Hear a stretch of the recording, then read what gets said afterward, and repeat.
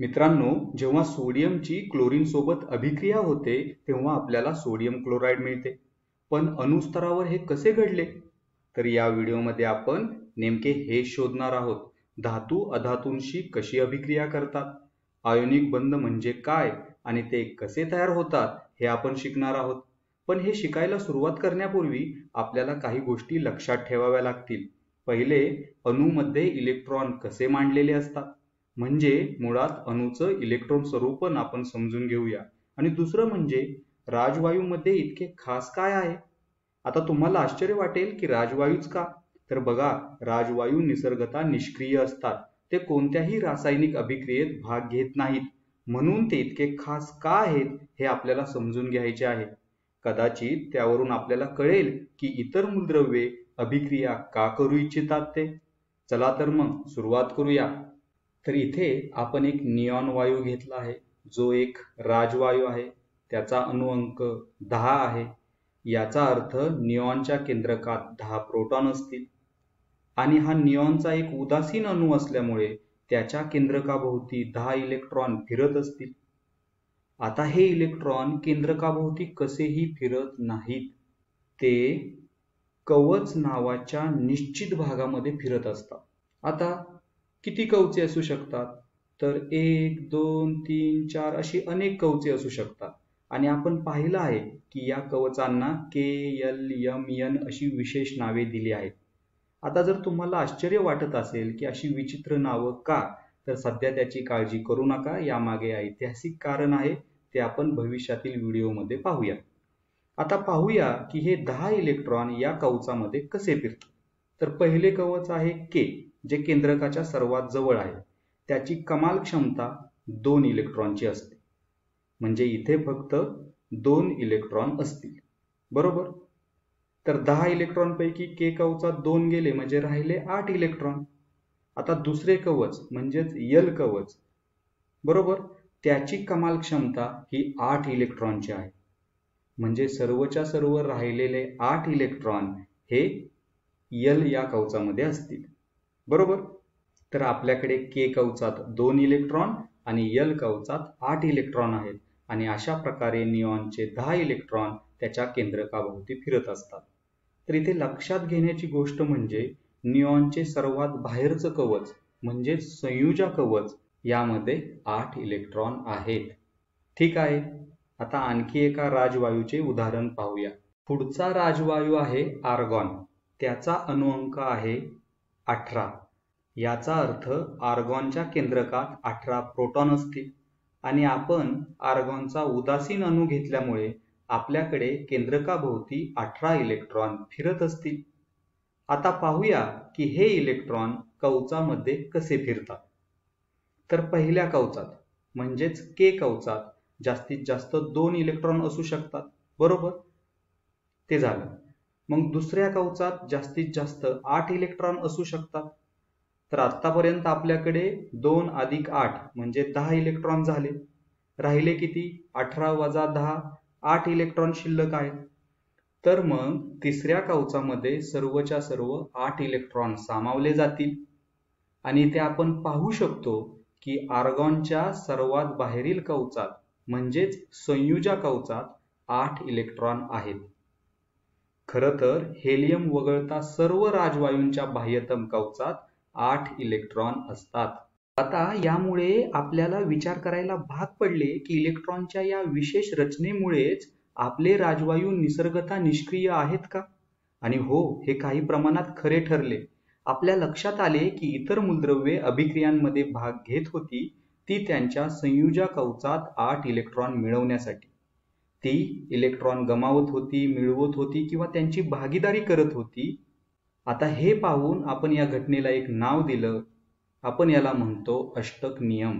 हा नियम सांगतो की साधारणपणे मूलद्रव्ये 8 संयुजा इलेक्ट्रॉन मिळवण्यासाठी अभिक्रियेत भाग घेतात. आता आपण याची काही उदाहरणे पाहूया. तर इथे आपल्याकडे आहे सोडियम आणि त्याचा अणुअंक आहे 11. याचा अर्थ सोडियमच्या केंद्रकात 11 प्रोटॉन आणि त्याच्याभोवती फिरणारे 11 इलेक्ट्रॉन असतील. आता पाहूया की हे इलेक्ट्रॉन कवचामध्ये कसे फिरतात. तर पहिल्या कवचात म्हणजेच के कवचात जास्तीत जास्त 2च इलेक्ट्रॉन असू शकतात. आता पुढच्या कवचात जास्तीत जास्त 8 इलेक्ट्रॉन असू शकतात. तर आतापर्यंत आपल्याकडे 2 अधिक 8 10 इलेक्ट्रॉन झाले, पण सोडियमकडे 11 इलेक्ट्रॉन आहेत. याचा अर्थ अजून एक इलेक्ट्रॉन बाकी आहे. हा इलेक्ट्रॉन पुढच्या कवचात जाईल. हा आपला 11वा इलेक्ट्रॉन आहे. तर तुम्ही इथे पाहू शकता की सोडियमच्या बाह्यतम कवचात म्हणजेच संयुजा कवचात फक्त 1 इलेक्ट्रॉन आहे. याचा अर्थ त्याचे अष्टक पूर्ण नाही. आता सोडियम आपले अष्टक कसे बरं पूर्ण करू शकेल? एक पर्याय असा आहे की सोडियम आणखी 7 इलेक्ट्रॉन मिळवेल, म्हणजे 7 अधिक 1 8. याचा अर्थ सोडियमचे अष्टक पूर्ण होईल. पण बघा, हे शक्य नाही. कारण असं आहे की इलेक्ट्रॉन केंद्रकातील प्रोटॉनमुळे आकर्षित होऊन केंद्रकाभोवती फिरत असतो. पण जर आपण प्रोटॉनच्या तुलनेत इलेक्ट्रॉनची संख्या खूप वाढवली तर त्यांना समान आकर्षण जाणवणार नाही आणि त्यामुळे ते बाहेर उडून जातील. म्हणूनच हा चांगला पर्याय नाही. काय होऊ शकते मग? ते म्हणजे सोडियम संयुजा कवचातील 1 इलेक्ट्रॉन गमावेल. मग आता सोडियमचे बाह्यतम कवच हे दुसरे कवच झाले, एल कवच, आणि आपण पाहू शकतो की त्यात आधीच 8 इलेक्ट्रॉन आहेत. त्यामुळे 1 इलेक्ट्रॉन गमावून सोडियमला पूर्ण अष्टक प्राप्त होते. म्हणून जेव्हा सोडियम अभिक्रियेत भाग घेतो तेव्हा तो आपले अष्टक पूर्ण करण्यासाठी हा अतिरिक्त इलेक्ट्रॉन देण्यास प्राधान्य देतो. त्यामुळे सोडियम 1 इलेक्ट्रॉन देणे पसंत करतो. आता क्लोरीनकडे पाहूया. क्लोरीनचा अणुअंक 17 आहे. याचा अर्थ त्याच्याकडे 17 प्रोटॉन आणि त्याच्याभोवती फिरणारे 17 इलेक्ट्रॉन आहेत. आता कोणत्या कवचात किती इलेक्ट्रॉन आहेत ते पाहूया. पहिल्या कवचात जास्तीत जास्त 2 इलेक्ट्रॉन असू शकतात. दुसऱ्या कवचात जास्तीत जास्त 8 असतील. तर आपल्याकडे 2 अधिक 8 10 इलेक्ट्रॉन झाले. मग 17 वजा 10 म्हणजे 7 शिल्लक आहेत. तर 7 इलेक्ट्रॉन इथल्या बाह्यतम कवचात असतील.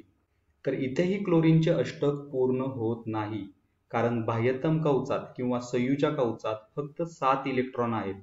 क्लोरीनचे अष्टक पूर्ण होण्यासाठी आपल्याला आणखी एका इलेक्ट्रॉनची गरज आहे. त्यामुळे क्लोरीनला एका इलेक्ट्रॉनची गरज असेल. म्हणजेच क्लोरीन 1 इलेक्ट्रॉन स्वीकारेल. तर पहा, सोडियम आणि क्लोरीन जणू एकमेकांसाठीच बनलेले आहेत. सोडियमला 1 इलेक्ट्रॉन देऊन आपले अष्टक पूर्ण करायचे आहे, तर क्लोरीनला 1 इलेक्ट्रॉन स्वीकारून आपले अष्टक पूर्ण करायचे आहे. आणि ते नेमके असेच अभिक्रिया करतात. पण इथे आणखीन काही गोष्टी घडतात. सुरुवातीला सोडियम एक उदासीन अणू होता. त्याच्याकडे 11 प्रोटॉन आणि 11 इलेक्ट्रॉन होते. धन आणि ऋण प्रभारांची समान संख्या होती. पण जेव्हा सोडियम 1 इलेक्ट्रॉन गमावतो तेव्हा सोडियमकडे 11 प्रोटॉन असतात, पण फक्त 10 इलेक्ट्रॉन शिल्लक राहतात. याचा अर्थ सोडियमकडे एक अतिरिक्त प्रोटॉन आहे, म्हणजेच एक अतिरिक्त धनप्रभार आहे. म्हणून इथे आपल्याला सोडियम प्लस आयन मिळतो. आता इथे क्लोरीनला एक अतिरिक्त इलेक्ट्रॉन मिळत असल्यामुळे क्लोरीन हा क्लोरीन मायनस आयन बनेल. क्लोरीनवरती ऋण प्रभार येईल. आणि आपल्याला हेही माहीत आहे की विरुद्ध प्रभार एकमेकांना आकर्षित करतात. आणि म्हणूनच Na+ आणि Cl- आयनांमध्ये एक मजबूत स्थिर विद्युत आकर्षण असेल आणि यामुळे दोन्ही आयन एकत्र चिकटून राहतात आणि अशा प्रकारे आपल्याला NaCl मिळते. आता शेवटची एक गोष्ट, अशा प्रकारे तयार होणाऱ्या संयुगांना आयनिक संयुगे म्हणतात. धातू आणि अधातू यांच्यात इलेक्ट्रॉनच्या हस्तांतरणामुळे आयन तयार होतात, धनप्रभारित आयन आणि ऋणप्रभारित आयन. आणि हे आयन एकमेकांना आकर्षित करतात आणि तेव्हाच संयुग तयार होते. म्हणूनच या संयुगांना आयनिक संयुगे म्हणतात. आता या व्हिडिओचा सारांश पाहूया. या व्हिडिओमध्ये आपण पाहिले की मूलद्रव्ये पूर्ण अष्टक मिळवण्यासाठी म्हणजेच त्यांच्या बाह्यतम कवचात किंवा संयुजा कवचात 8 इलेक्ट्रॉन मिळवण्यासाठी अभिक्रिया करतात. आता जेव्हा धातू आणि अधातू इलेक्ट्रॉनचे हस्तांतर करून अभिक्रिया करतात तेव्हा एक जण इलेक्ट्रॉन गमावतो आणि त्याला धनप्रभार मिळतो. दुसरा जो इलेक्ट्रॉन मिळवतो त्याला ऋणप्रभार मिळतो. आता हे विरुद्ध प्रभारित आयन एकमेकांना आकर्षित करतात आणि जे संयुग तयार होते त्याला आयोनिक संयुग असं म्हणतात. तर इथेच थांबूया. धन्यवाद.